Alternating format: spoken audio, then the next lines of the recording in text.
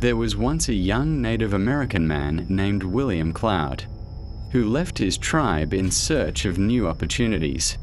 Though it pained him to part ways with his people, he wanted to see more of the world, beyond the forest, and to earn his own living among the white men.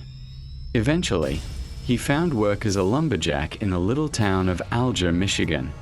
It was grueling work, cutting down towering pines that seemed to scrape the very sky. But William was no stranger to hardship. Day after day, he swung his axe with silent determination, his breath misting in the cold morning air. The men would drag the fallen logs to the water, lash them together into makeshift rafts, and float them down the winding creek. About 1.5 miles from the village, they would stop at a log chute. The chute had a massive, iron-bound gate that held the timber back until it was time to release them downstream. The job was dangerous, the water swift, and the wood heavy, but William was glad for the steady wage. The other lumberjacks soon gave him a nickname, Cloudy. He rarely spoke, keeping to himself as the others drank, laughed, and swapped tales by the fire.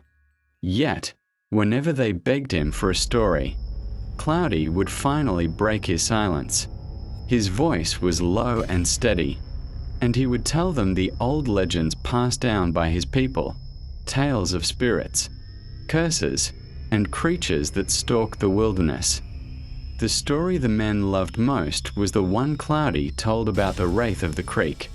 The old ones, he would whisper, staring into the flames, spoke of an evil being that hunts the living. They call it the wraith. It dwells in the creek, beneath the dark waters. It has horns like the devil, and its body is covered in white, glistening scales. After midnight, when the spirits are strongest, it rises from the water. It waits. It waits for the careless and the lost. If you fall into its reach, it will wrap its arms around you, clutch you with its claws, and drag you beneath the current. And there, in the cold black depths, it will rip you apart. That spring, the rains were relentless. For weeks the sky seemed to do nothing but weep, and the creek swelled higher and higher, spilling over its banks and churning with a violent current. Then came one particularly cold April night. The foreman gave the order. The logs had to be sent through the chute. Storm or no storm. Outside, the rain fell in sheets so thick it was hard to see more than a few feet ahead. Thunder growled like some great beast in the distance. None of the men wanted the task. Venturing out in that storm to lower the heavy gate was a death sentence, and so they decided to draw lots. The cabin grew hushed as each man picked a straw. When the final one was revealed, the short straw lay in the calloused hand of Cloudy. He did not argue. He did not curse his luck. With the same quiet acceptance that defined him, he rose from his seat, pulled his coat tight around his shoulders, and stepped out into the black, storm-racked night. The others waited. At first, they passed the time with uneasy jokes, muttering about the wraith. But as the minutes dragged on, their voices grew quieter. An hour slipped by. The storm raged on. Cloudy had not returned. Finally, unable to stand the silence any longer, a few of the men grabbed a lantern and set out for the chute. They trudged through the sucking mud, the rain stinging their faces, the forest around them alive with the roar of wind and water. When they reached the creek, they raised the lantern high. Its dim, flickering light barely pierced the darkness. One man leaned out over the rushing water, trying to see into the depths. Then, with a strangled cry, he pointed.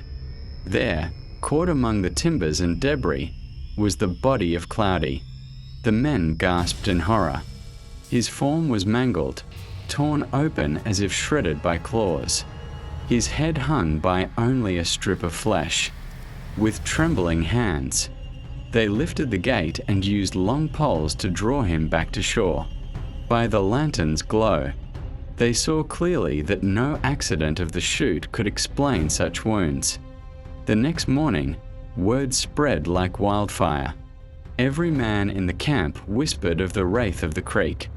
Fear took hold of them, and by sundown, the cabins were abandoned. Tools were left behind.